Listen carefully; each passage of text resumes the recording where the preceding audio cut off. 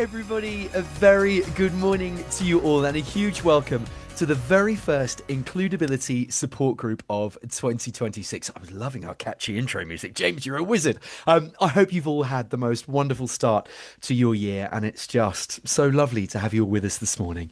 As ever, if this is your first time with us on an Includability CSG, then a huge welcome to the family. We're thrilled that you've joined us here today. And of course, to all of our brilliant returning community, it's just wonderful to be by your side as always.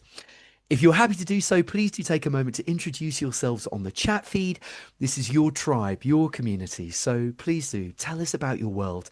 Tell us about what you do, your upcoming events, how we can support you and celebrate your business. We'd love to shout about the incredible work that you're doing. And of course, to help provide any support where you need us. And serving up a monthly treat, as always, we have an inspirational lineup of 3 fabulous guest speakers for you across the next hour to help inspire you on your journey in creating a healthier and a more inclusive workplace culture for your business.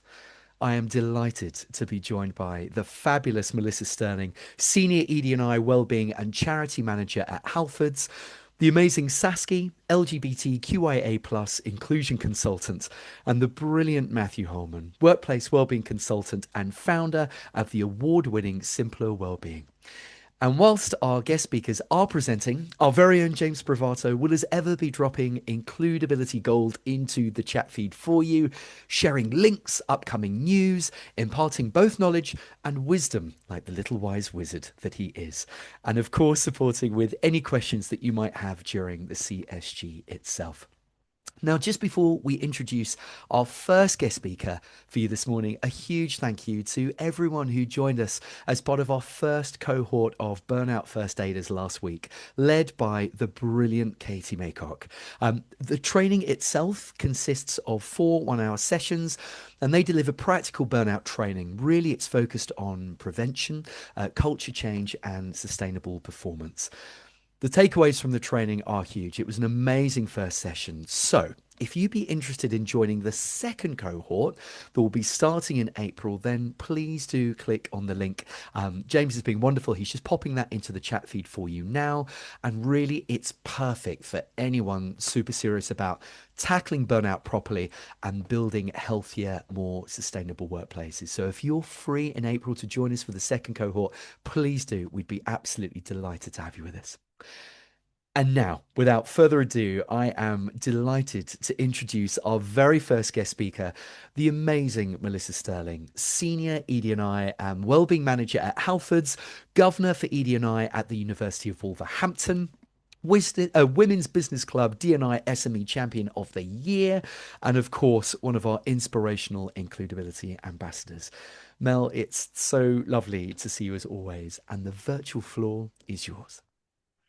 Thank you so much. I always love coming along to the Includability sessions because they just feel really warm and friendly, and it's such a nice community. And I always feel like I want to blush a little bit at introductions because I'm like, that's not me, surely. But it is me. You can probably tell from my accent that I'm definitely from Wolverhampton, and I'm dialing in from Birmingham today, from sunny Redditch, Halfords HQ. I do have some slides, so I am just going to click share, and this will just really help with framing the conversation for us today and making sure that I am staying on track. So I think you should be able to see my screen now. Perfect. So I, like many of you, have lots of thoughts around the future of people teams, HR, and actually what is the world of work going to look like, in particular in the next 3 to 5 years. And I often ponder and reflect on these types of topics, and more recently have started writing some articles on LinkedIn to kind of get these thoughts out there in the open and really encourage some conversation. So I thought for today's session, why not bring that to life, some of the thinking that I've had recently. And one of the things that I'm really reflecting on is the future of HR and why I believe that collaboration is going to become an even more important skill than it ever has before. And particularly in the last 6 to 12 months, I've really been feeling that shift and change, not just in my sector and industry, but in talking to other professionals of what's going on in their world as well. So one of the things that's really apparent is we have gone for a very long time having quite traditional hierarchies. So we have really well-written job descriptions, super clear hierarchical structures, job titles, and really clear roles and responsibilities. But as we've evolved, particularly over the last couple of years, and probably accelerated more so post-COVID, I'm actually seeing that a lot of the outcomes of these roles and responsibilities that are so clearly written are really shared. And actually, the output of that, of what that means day to day, really overlaps. And you often find that you'll have people within your organization with different job titles, but super shared outcomes. And this begs the question of, how do we make sure that the impact that we're delivering for our colleagues in our organisation still has that high level of impact? And what does that mean for the experience of those in our organisation? So on the point of employee experience, we're often led with the notion, particularly with professionals, and we're definitely trained in quite a specific way to think about programs and initiatives, and essentially being taught that these programs and initiatives ladder up to a great experience. But as we know, the colleague experience is multifaceted. It is the physical, the digital, and the cultural. And the circle in the middle, in theory, should be the things that then generates, whether it's better retention, profitability, customer satisfaction, etc. However, when we think about it in practice, where we are developing bits and pieces, we know that Wellbeing influences things like engagement, inclusion, shapes retention. Culture is essentially about leadership behaviours. So we don't technically experience initiatives. Experiences are shaped by the decisions and the behaviours that are made every day in the organisation, which, with all the fantastic initiatives and programmes you may do, may not withstand a fantastic employee experience if the decisions don't reflect the things that we want to have valued in our organisation. So it's no longer about that person that may be hired with the title culture in their job title or inclusion in their job title. It really is about, how do we get every single leader truly believing in the mission that we have of creating a fantastic experience? And this led me on to reflecting on the risk of continuing in silos and what this may look like, and how the approach may technically be now, and what it means and how that transpires from an experience perspective. So we often do things like wellbeing initiatives or inclusion activities that are planned and delivered in isolation, or they sit very separate from the core business decision making. So if it feels optional, if it feels like it's not even accessible, actually the experience of that for a colleague isn't felt as positively as we may be anticipating. And similarly, when we think about inclusion, rather than it feeling like a core behaviour of how we operate, it almost feels like a value that's sat on a wall somewhere that we talk about doing. But are we actually experiencing that? Are we valuing the lived experience of others? And you'll see on the slide, there's a few other examples that I've looked at around the engagement surveys, general culture, talent, and communication. And this isn't to say that how we deliver everything should be completely scrapped up and started again, but I think it's really thinking about where we have that overlap and how do we truly embed some of the outputs that we're hoping to achieve rather than thinking about them in isolation. And some of that is considering structures and ways of working, organizational design. So with that in mind, given that we may think that this is partially a structural challenge, it isn't about us necessarily getting it wrong, but it's just signaling the fact that the workplace is becoming more and more complex. And particularly with influences politically as well in the space of EDI, well-being, etc., it makes it even more important that we're embedding it into the decisions and not sat as a separate entity.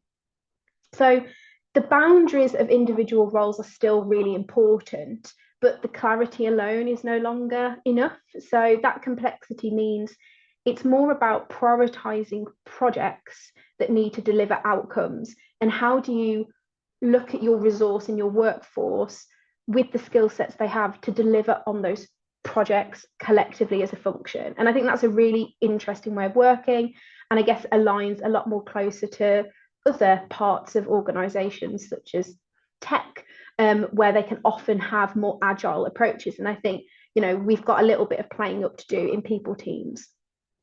I think the other important point to note here as well is the fact that, collaboration is a true skill, and it's not something that we're often taught, and it's not always something that is part of development programs either, of actually how do you effectively collaborate with others and still making sure that there are those clear boundaries and responsibilities with those shared outcomes as well. So some thoughts for me around conditions for effective collaboration. So we've already touched on the first one, right? So we're sharing the outcome, but we're not sharing the ownership. It needs to be really clear on who's doing what. Regular alignment across people teams. So really trying to remove that siloed approach of how we deliver activity and really thinking about it from an end-to-end experience perspective. And with that comes commonality with how we talk about our people, our workforce, and how do we prioritize as an entire function opposed to individual teams, and creating that condition to be able to collaborate effectively. Really ensuring that from the beginning there's that early involvement of all the relevant stakeholders and removing those late sign-offs. I'm sure we've all been there where we've spent a long time delivering something, and then unfortunately towards the end we don't get that final sign-off because we've not had that kind of way of working. And really thinking about respecting boundaries of others alongside openness, because with this different way of working requires doing things that may not have technically been on your job description before, and really wanting to make sure that that shared outcome works really effectively. And I guess the last point from me on this topic, because I could probably talk on for a very, very, very long time, would be the role of senior leaders and the part they play when we think about this topic area. So, the senior leaders are our North Star in terms of the role modeling and behaviours that we'd have. So this means that we can ensure that there's some cross-team thinking, role modeling those collaborative behaviours. And a really important one for me is really thinking about how you remove barriers rather than adding layers to complexity. So how can we streamline processes even more so we're still getting the right sign-offs, but we're doing what we need to do in the most effective way and at pace? And just making sure that, as a senior leader, that we're valuing alignment just as much as the delivery, just as much as getting it over the line and done, ensuring that it's done in the most effective way possible. So I have a final question that I want to leave with you. And if you would like to, leave your response in the chat or have a ponder about it for the rest of your day, like I tend to do. But thinking about your organisation, where do you see the greatest opportunity for stronger collaboration across HR? I'd really love to hear your thoughts on that. Thank you very much. I think that was about 10 minutes. They're my kind of thoughts at the moment around this space. So I'd love to hear your responses in the chat and connect more over LinkedIn if you'd like.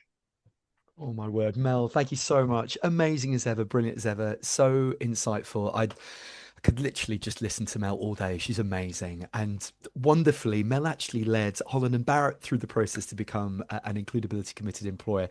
2 years ago. She's extraordinary. And she's also recorded a fantastic includability short. Includability shorts are our really kind of like hot bite-sized tip videos that we have, and a number of our wonderful ambassadors have recorded them for us.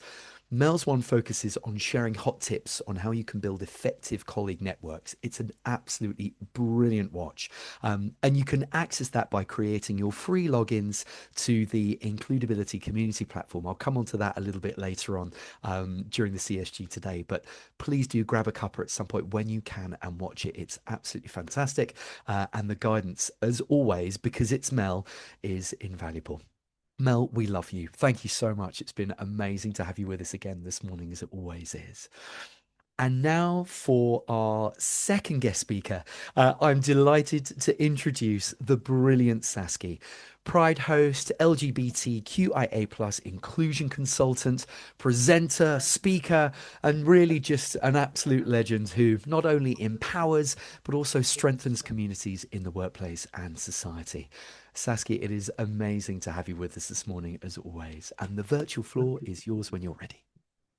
Oh, thank you. Good morning, everybody. Really nice to see you. Well, you gave me a lovely intro there, Dave, as always, which I really appreciate. But from the tech side of things, people, I've got to get the help from James, because I had a problem with my PowerPoint. As always, we might be part of the 21st century, but have I caught up yet? Not really.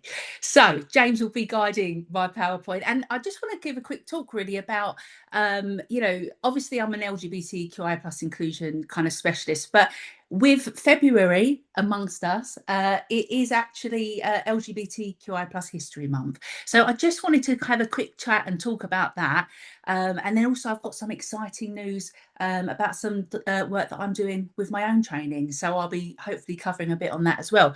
But to start with, it is LGBTQI plus History Month. And this year's theme is science and innovation. And just a quick one there, that little picture that you see in the front there is actually this year's kind of pin badge, which I will be dropping a link in for people. Anyone who wants to show allyship and support, you can actually share that link or just drop in it. It's a little pin badge. It's only £3 and it goes to a charity called Schools Out, who support LGBTQ plus inclusion, tackling bullying in schools. So it's a really kind of important cause. But that is their symbol for this year. And this year is science and innovation.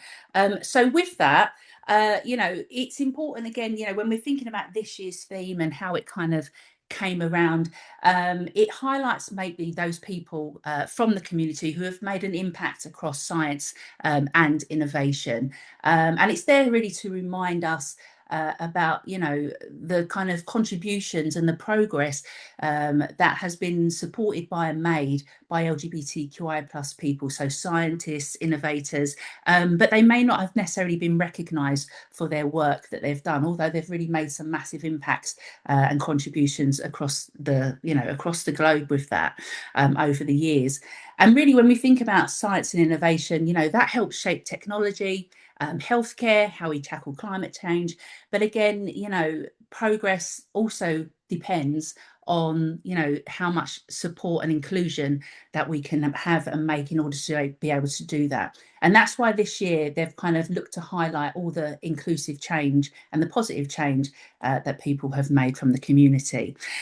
So with that, I'm just going to kind of pull out some. James, if you want to go to the next slide for me, please, which should have some of our trailblazers. Now, obviously, there's lots of amazing trailblazers, but because of time, I can't go through them all. So these are some I've pulled out. So James, I'll just ask you, just if you just want to maybe make sure that you are, where was that music?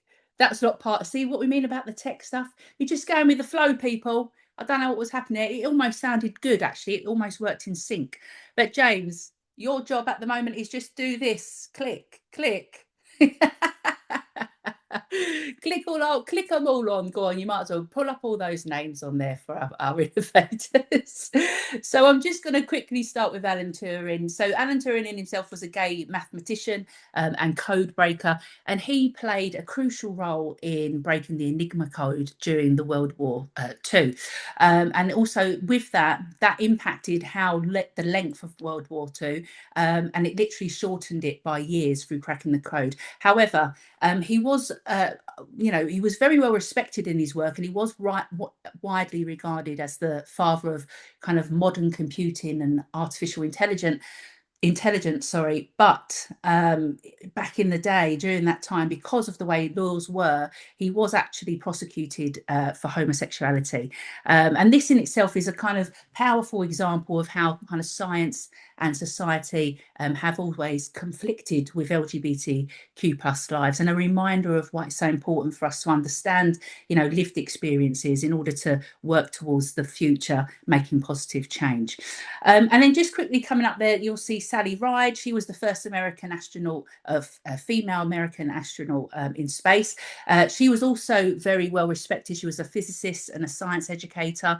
Throughout her career and her time, she worked tirelessly to encourage girls and young people into STEM, leaving a legacy of access and inclusion. However, for herself, it wasn't until she passed away that her sexuality became public, and it was that she was actually in a loving relationship, same-sex relationship, for over 27 years. But throughout her career, she never felt safe or comfortable to be able to be open and out about that. And then also looking at Lynn Conway. So she was a transgender computer scientist, and she was actually instrumental in developing the microchip design, which was used and is used now in modern electronics. However, she was actually fired in her early career for transitioning, and she wasn't accepted. But then later on in her career, she then came back and she transformed computing through her work. And she also then became a global advocate for trans visibility in STEM as well. And then just lastly, we've got Nergis Malval. Nergis Malval-Velva, and she in herself was actually an astrophysicist, and she helped actually detect the gravitational waves in 2015, which was linked to confirmation of the major prediction of Einstein's theory of relativity. She in herself, she is actually still alive, so we're thinking about what is she doing to make a positive future. She's now openly gay herself. She describes herself as an out queer person of colour, and she's also a strong advocate for LGBTQ plus inclusion and social justice in STEM. So the reason I'm kind of talking about these trailblazers is, as I say, over the years, LGBTQIA plus people, we've always existed. We are part of communities, and we do contribute to making a difference within the world as well. And it's important that those voices are kind of heard and spotlighted, as game changers throughout how we think about science and innovation, and the impact that it has, not just on the past, but on the present. And when we think about the impact it has on the present, it gives us that opportunity to then make those decisions around inclusion that we can work towards a positive future. And I think they're really important key things to consider. But of course, none of that is possible without what I like to call the power of allyship. So James, if I ask you to please go to the next slide where we're looking here. Just quickly on this one, I just want to kind of just give us a bit of a refresh really around that. So thinking about, power of allyship is thinking about awareness. It's about listening and learning, lived experiences and understanding those people's journeys, leveraging your privilege as well. And with that, you're empowering yourself to make sure that you can speak up against inequalities that are faced by the LGBTQ plus community and all underrepresented groups as well. James, for time's sake, I'm going to ask you to move forward. So if I get you to go to slide 5, so the next slide past that, please. Just before that one, go one back. There we go. So just a quick one before I quickly move on to my online course. I just want to talk to you about this. These are some things that we can do to, think about how we can tackle homophobia, biphobia, transphobia, and just think about inclusion and allyship in itself. So again, the more we educate and understand about lived experiences, the more we're likely to be able to create positive change. You can do that also by supporting LGBTQI businesses or creators, advocating for policy change, so looking out for maybe campaigns to support people in any law changes or inclusion rights, or even getting involved with LGBTQ plus organisations. So that can be done as a volunteer, or you might want to donate or support through charity work or community work as well. So if I can quickly move you on to the next stage, James. We're going to quickly play, before you play this video, I have an exciting announcement to make. So I have made my Everyday Pride training into an online course. This is a quick 1-minute clip about what to expect. We are piloting our soft launch at the moment, but from February onwards, it will be available for people as individuals or organisations to take and learn. So I just want to show you some parts of it. Let's go, James. Hey, how you doing? It's good to see you here, and welcome to your Everyday Pride online training course, where I'll be taking you through the importance of LGBTQIA plus inclusion and what I like to call the power of allyship. The benefits, and who doesn't love a benefit, may I add? But after this training, you'll be confident and proud in the knowledge that you, your staff, and your organisation are actively being LGBTQIA plus inclusive as allies. Now, if that sounds good to you, let's get started, shall we? Okay, thank you, James. And just to round off with that, if we get you to go to the next slide, you can literally just very quickly, we're going to just click through just some of the examples of what's kind of covered with this. So we're looking at obviously the importance of being your true authentic self, how to be an intersectional ally, challenging our own biases and what we can cover with that. There should be another one. There we go. We've got reflection sections, and then just another topic example with that one is championing LGBTQ plus inclusion. So basically what I've done with this online course is I've just wanted to have another version of my training to be put out there where it can go in the workplace, it can be done individually, and really it's just about how people can just get a bit more education and awareness to get understanding, so we can start to kind of work towards more inclusion, tackling discrimination, tackling homophobia, biphobia, transphobia, and creating that sense of allyship, whether it's in schools, in the workplace, or the wider society. So if you're interested in finding out a little bit more about that, you can connect with myself or the lovely team at Includability, and we'll be happy to go through more information. And we'll be launching officially from the website mid-February. So thank you for that. I'm sorry I've gone over slightly, but we'll blame the tech issues and the music playing in the background for the delay. Thank you. Saskia, you're amazing. You never need to worry about the time. That was incredible. Thank you so much. So inspirational. And I think worth noting that as well as being one of our brilliant Includability ambassadors, Saskia, of course, is one of our fantastic partner experts. I think just so evident from listening to Saskia whenever she talks, but she brings lived experience, she brings great warmth, she brings amazing practical insight into how workplaces and society can become safer, more inclusive spaces through allyship. And her amazing Everyday Pride training course is incredible. The Includability team completed that over the course of the sort of Friday and into the weekend. And it was amazing, wonderfully informative. So please do reach out to Saskia, because I think that's going to be something incredibly special, and the support that it will give will be astronomical. So Saskia, thank you. We love you. And it's just been amazing to have you with us this morning, as always. We would now love for you to vote for a charitable project that we can support on your behalf this morning through our partnership with B1G1. As many of you will know on previous CSGs, they're a brilliant global giving platform and they support hundreds of charitable projects, both in the UK and internationally, all positively impacting the UN Sustainable Development Goals. So, as ever, you're doing an incredible thing for the planet simply just by being awesome and hanging out with us this morning. James is going to be wonderful. He's going to drop these 3 project options into the chat feed for you now. 3 amazing high impact community projects to choose from.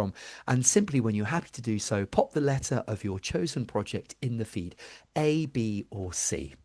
So, Project A is providing access to clean water to families in Cambodia. Project B is planting trees for forest protection in India. And Project C is the gift of 5 textbooks to disadvantaged children in Kenya. 3 amazing projects. Please do cast your votes. And just before we introduce our final guest speaker for you this morning, just a gentle reminder that if you are yet to do so, please do join our Includability community. You're already part of the family. You're here with us today. But if you'd like to, you can create your own community platform logins at your leisure by heading over to the Includability website and choosing the membership option that just works best for you. For individual members, we have a free community plan. This is amazing. It will give you access to a range of starter tools and resources to support you within your role. Alternatively, of course, you can access the full range of extensive tools and member benefits through the paid community plan Pro. That's for the cost really of a sort of a cup of coffee a month, but that's a brilliant setup as well for you if you'd like it. And if you're an organization interested in creating a more inclusive, sustainable and mentally healthy workplace, then of course you can become an Includability committed employer. We have a range of options to make it super financially accessible for any organization. So any questions or information that you need, please don't hesitate to let us know, and we'd be absolutely thrilled to support you. And of course, as a reminder that we have Billy, which is our Includability learning and training assistant, available on the Includability website for free to help provide some great insights on workplace inclusion. Please, we'd love you to visit the website, have a play, tell us your thoughts. We'd love to hear from you. And now I am finally delighted to introduce our wonderful 3rd guest speaker, the brilliant Matthew Holman, workplace wellbeing and mental health expert, neurodiversity advocate, TEDx speaker, and the founder of Simpler Wellbeing. Matt, as always, it's great to see you, mate, and the virtual floor is yours. Wow. First word, wow, really. It's been incredible. So Melissa and Saskia, thank you so much for sharing your insights and your thoughts. And Dave and James, thanks for inviting me along to this session. This is my first, so I'm a newbie to this, so didn't really know what to expect. So there's me yesterday with the anxiety levels going up saying, Dave, is there anything I need to prepare for this? You know, so you get what you get. I've got 10 minutes. Mental health in 10 minutes. That's a pretty big ask, right? There's so much going on right now, but I want to try and bring you on a very quick journey with this to a place where I'm going to help you hopefully in this session to understand just a couple of things about yourselves. So making sure you sort of take notice. And that's one of the big things that I've been working on this year in particular, although we've only just started the year, right? But my focus for the beginning of January 2026 has been positive intention. So how can we positively influence all of these conversations that are taking place around mental health? And that doesn't mean everybody's doing really well. That just means how do we help support those people who are struggling to see hope and opportunity to change? And that to me is really, really important. You know, I've been doing this for 10 years. You can see my profile. James has popped it in the chat. You know, the reason I started this journey 10 years ago was because of my own personal experience with mental health, you know, not recognizing that things were going wrong and, you know, absolutely not knowing that I was just about to get fired on a Friday afternoon in America. So, you know, didn't see that coming, didn't know what it meant. And the whole unraveling of the world that I was in just changed so considerably quick, you know, really quickly. But I'm really thankful because that journey of 10 years has educated me in so many different ways. I train thousands of people every year in mental health. You know, I'm really proud to be now part of this connection and network that you've got here in Includability and, you know, working with your amazing clients. But whatever I do has to have purpose. And that's the really important thing. When I lost my job on a Friday afternoon, I always tell this very insightful sort of story at that moment in time, what happened. I was struggling. I didn't know where I was. I was really, you know, starting to see that decline very quickly happening. But what I did when I sort of woke up, I guess, and that sort of, you know, Phoenix thought of I was on the ground and I needed to move. I had 2 choices, get up or give up.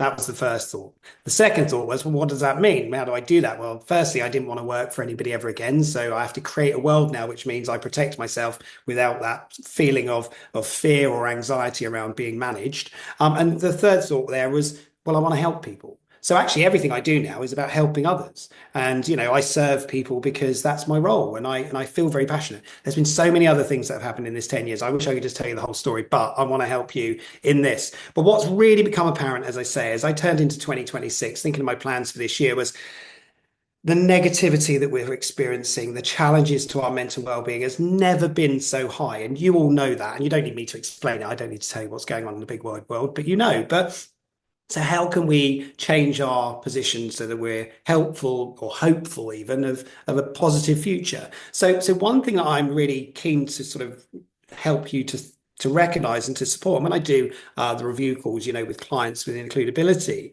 one of the questions I'm asking is sort of, what are you doing around the topic of mental health, right? So think about that firstly from your perspective. So what is it that you do or your company does or the people that you work with do to encourage better communication around mental health? And actually, I break that into 3 points, and you're more than welcome to write these thoughts down and use them for your own guide and translation of how mental health's working in your workplaces or across organizations. And the first one is awareness.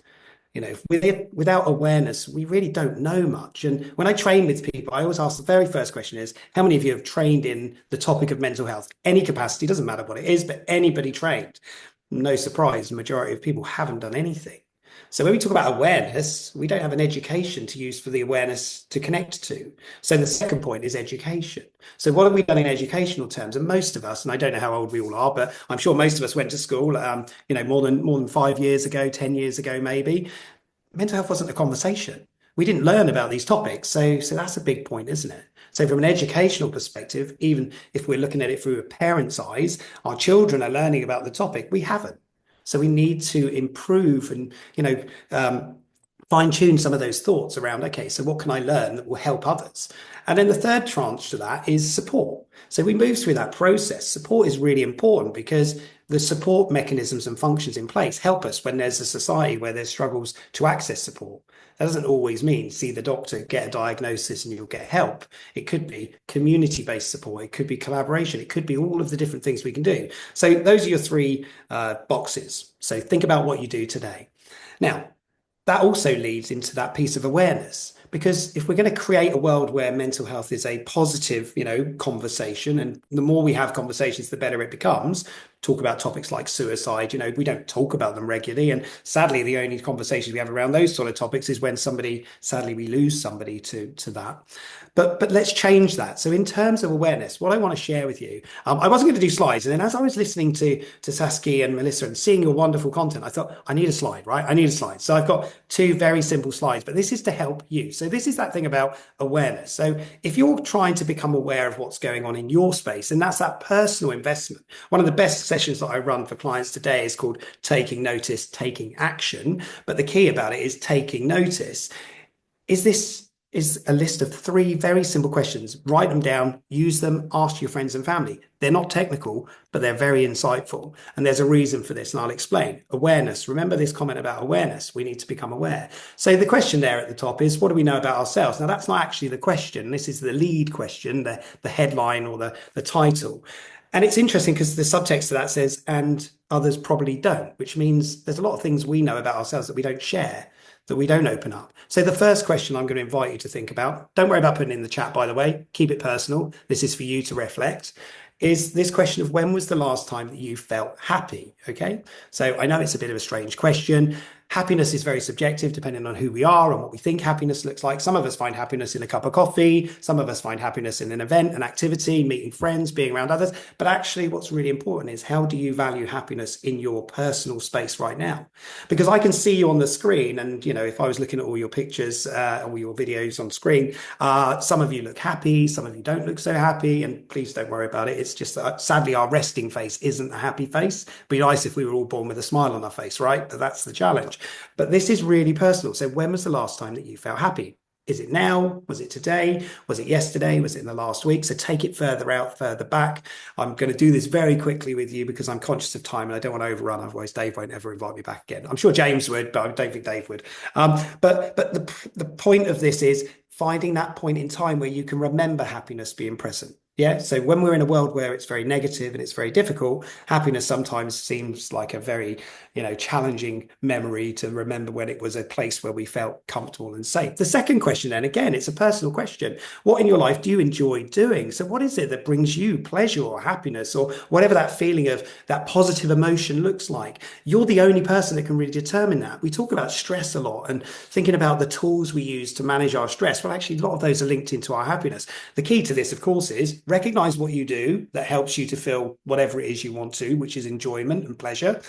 Do more of it, right? Why do we live our lives through this thought that we can't enjoy ourselves? But please do. So take notice of what you enjoy doing. And the third question in there is about your energy. So where's your energy at the moment? I get really energized when I get to talk about this stuff because I'm really passionate. I've been through a whole host of experiences. I talk very openly and transparently about the journey because you know what? I'm not shackled by a corporate business that says I'm not allowed to anymore. So I'm allowed to be me. But this thing about energy is really interesting. How many of you, just as a very quick question, Monday morning you wake up and you think, oh, I can't wait till Friday, right? It's a bit worrying, isn't it? So if you're already on a Monday morning thinking, I can't wait till Friday because that's when the pleasure happens or the excitement or the activities, we're missing something here.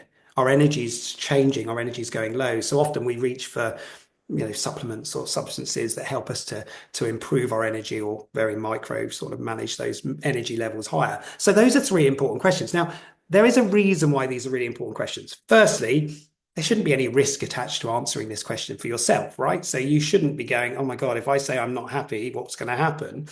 What is really important though is in these questions, if you take these questions and ask colleagues, okay, so I encourage you all, maybe today, go and speak to a colleague and just say, hey, when was the last time you felt happy? They might react in a very strange way to start with, but you're just doing a bit of, it's an inquisitive and curious sort of approach to awareness. And the reason for these three questions is very, very simple. The way you answer them will determine where you are with your mental well-being. Now, we don't often check with ourselves, so we don't ask these questions. And the reason I say these will determine the mental well-being space is because if you break it down, these are the three core symptoms of what we know as depression. Okay, so if you answer these with the negative inflection, so maybe we think about, I haven't felt happy for a long time. And by the way, this isn't a diagnostic tool. I will give you that caveat. If you are worried about your responses and the things you were thinking, if you've lost interest in things you would normally enjoy doing, if you feel your energy is constantly on that low, if you are feeling sad constantly when others around us are celebrating and people are having fun and you're starting to wonder why you can't feel that or find that, please take action. That's the key. Take action. This is about raising awareness. That's what I wanted to share with you. I didn't know I had these struggles because nobody ever asked me these questions. Why would they? Most people live for years without knowing that there's a problem or knowing there's a problem, but not knowing what to do with it. And that's what I want to change. And that's why positivity into this year is not about saying, oh my God, you're not happy. Oh my God, you don't enjoy things. Oh my God, your energy's low. Positivity is about taking those things and moving and acting on them. How can I change that? How can I support that? So when I work with workplaces, that's what I'm trying to engage with. I can't fix the depression, but what I can do is create awareness around more people know depression is the largest burden of disability on the planet. Let's get real. This is true. This is a reality. And there are many people, sadly, that we lose through the mental illnesses like depression. And we want to change that, don't we? As a final thought to this, because I'm conscious, I probably runs well over time. Apologies if it's gone more than 10 minutes. I'm always conscious because when I get excited, I do talk a lot and I've got so much I want to share with you. There is one final thing that I brought to this year, and I do want to share it with you. And I'm sort of using this as a marketing platform for me as well. I sort of saw in the Ask Couple, there was some nice, great ideas. I haven't got any videos, sadly. I have got a video, but I didn't put it on here. Was this, and it's coming soon. And I'm creating something called Whole Human. And the idea of Whole Human, it sits alongside my business of Simpler. But I want to create a space where everyone's connected, where everybody feels like they're a community, where everybody's able to, connect, collaborate, or whatever it is. But there is a better purpose we share as humans, which is about being together. We are in a world where technology is driving everything. AI is running the world. We're struggling now because as humans, we're trying to keep up the pace of that. Let's take it back to the reality of who we are. So Whole Human is something that is coming soon. There is a web website, that's it, isn't it? Website, I'm so old now. There is a website being built. There is the technology behind this. So we're trying to create something, but we're trying to build that connection first. So please do give it a follow if you get the chance. I'll drop the link into the chat in a second. But that's all I've got to say today. I know all I've got to say. I'm sure there's enough in there for everybody to pick together. I really hope that everybody's doing well, and sending love to everybody on this session. And thank you, Dave. Thanks for inviting me, and James. Appreciate it. Oh, Matt, thank you so much. And can I just say, you're wonderful and you are never in trouble, ever, ever, ever. Matt, that was incredible. Thank you. Wonderful guidance, really inspirational. And I mean, we have to say, and it's true, Matt is one of the UK's leading voices around mental health and well-being. He's an incredible trainer. And also, we're enormously proud that Matt's one of our 6 verification partners. So again, if you choose to become an Includability Committed employer, then you get the benefit of that verification call with Matt to receive your mental health star as part of our committed employer certification. He's an amazing guy. We're so lucky that we have him as part of that verification team. Matt, you're wonderful. Thank you so much for being with us this morning, as always. And finally, we have a hot date for your diary. It's our next community support group, and that will be happening on Wednesday, the 25th of February, same time, 10:30 a.m., where we'll be hosting 3 more fantastic guest speakers. That registration link is in the chat feed for you now. Thank you so much, James, and we would love to have you with us. And that brings us to the end of our community support group this morning. It's been amazing. Like, honestly, so lovely to have everybody with us. And a huge thank you to our brilliant guest speakers, to Mel, to Saskia and Matt for their generosity and sharing their insights, their knowledge and their experiences with us today. And a huge, huge thank you to every single one of you for joining with us this morning. It's been brilliant to have you with us. So until we all meet again next month, love to you all and have an incredible rest of your week. Take good care, everyone.